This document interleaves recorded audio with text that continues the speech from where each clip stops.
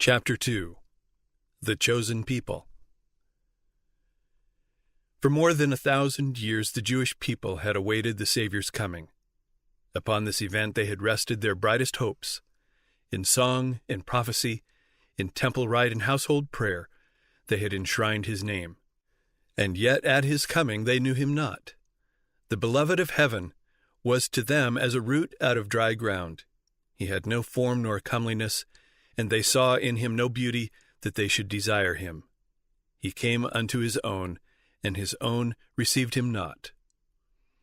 Yet God had chosen Israel. He had called them to preserve among men the knowledge of his law and of the symbols and prophecies that pointed to the Savior. He desired them to be as wells of salvation to the world. What Abraham was in the land of his sojourn, what Joseph was in Egypt and Daniel in the courts of Babylon, the Hebrew people were to be among the nations. They were to reveal God to men. In the call of Abraham, the Lord had said, I will bless thee, and thou shalt be a blessing, and in thee shall all families of the earth be blessed. The same teaching was repeated through the prophets. Even after Israel had been wasted by war and captivity, the promise was theirs. The remnant of Jacob shall be in the midst of many people as a dew from the Lord, as the showers upon the grass, that tarrieth not for man, nor waiteth for the sons of men. Concerning the temple at Jerusalem, the Lord declared through Isaiah, Mine house shall be called a house of prayer for all peoples. But the Israelites fixed their hopes upon worldly greatness. From the time of their entrance to the land of Canaan, they departed from the commandments of God and followed the ways of the heathen. It was in vain that God sent them warning by his prophets. In vain they suffered the chastisement of heathen oppression. Every reformation was followed by deeper apostasy. Had Israel been true to God, he could have accomplished his purpose through their honor and exaltation. If they had walked in the ways of obedience, he would have made them high above all nations which he hath made, in praise and in name and in honor. All people of the earth, said Moses, shall see that thou art called by the name of the Lord, and they shall be afraid of thee. The nations which shall hear all these statutes shall say, Surely this great nation is a wise and understanding people. But because of their unfaithfulness, God's purpose could be wrought out only through continued adversity and humiliation. They were brought into subjection to Babylon and scattered through the lands of the heathen. In affliction, many renewed their faithfulness to his covenant, while they hung their harps upon the willows and mourned for the holy temple that was laid waste. The light of truth shone out through them, and a knowledge of God was spread among the nations.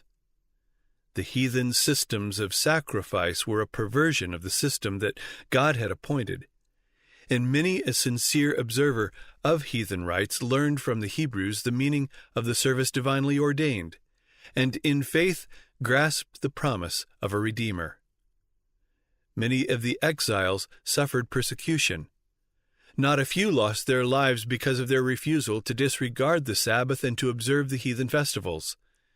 As idolaters were roused to crush out the truth, the Lord brought his servants face to face with kings and rulers, that they and their people might receive the light. Time after time, the greatest monarchs were led to proclaim the supremacy of the God whom their Hebrew captives worshipped. By the Babylonish captivity, the Israelites were effectually cured of the worship of graven images. During the centuries that followed, they suffered from the oppression of heathen foes, until the conviction became fixed that their prosperity depended upon their obedience to the law of God. But with too many of the people, obedience was not prompted by love. The motive was selfish. They rendered outward service to God as the means of attaining to national greatness. They did not become the light of the world, but shut themselves away from the world in order to escape temptation to idolatry. In the instruction given through Moses, God had placed restrictions upon their association with idolaters, but this teaching had been misinterpreted. It was intended to prevent them from conforming to the practices of the heathen, but it was used to build up a wall of separation between Israel and all other nations. The Jews looked upon Jerusalem as their heaven, and they were actually jealous lest the Lord should show mercy to the Gentiles. After the return from Babylon, much attention was given to religious instruction. All over the country, synagogues were erected, where the law was expounded by the priests and scribes, and schools were established which, together with the arts and sciences, professed to teach the principles of righteousness. But these agencies became corrupted. During the captivity, many of the people had received heathen ideas and customs, and these were brought into their religious service. In many things they conformed to the practices of idolaters. As they departed from God, the Jews in a great degree lost sight of the teaching of the ritual service. That service had been instituted by Christ himself.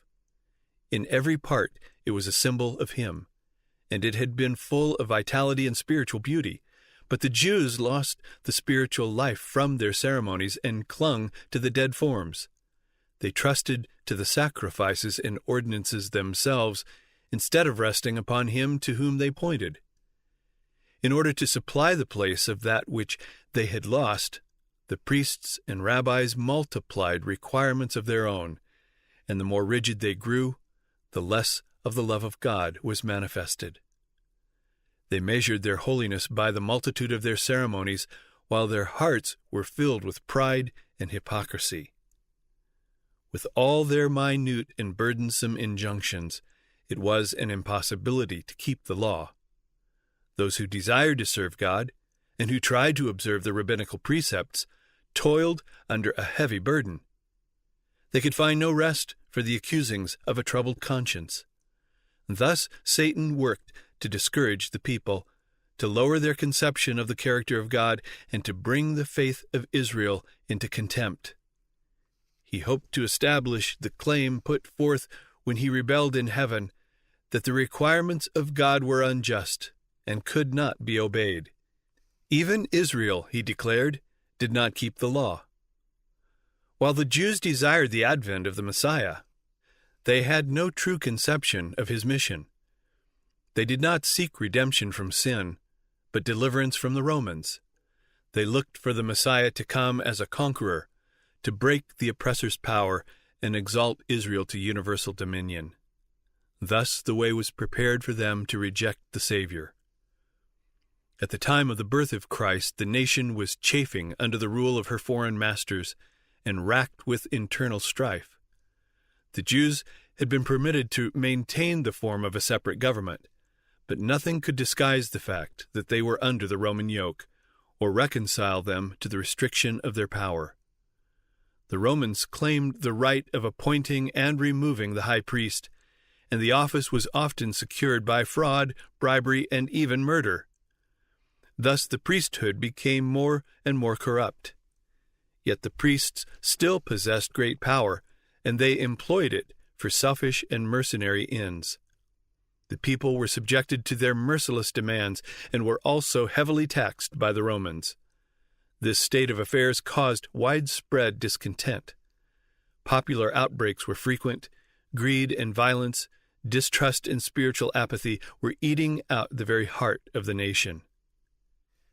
Hatred of the Romans and national and spiritual pride led the Jews still to adhere rigorously to their forms of worship. The priests tried to maintain a reputation for sanctity by scrupulous attention to the ceremonies of religion. The people, in their darkness and oppression, and the rulers, thirsting for power, longed for the coming of one who would vanquish their enemies and restore the kingdom to Israel.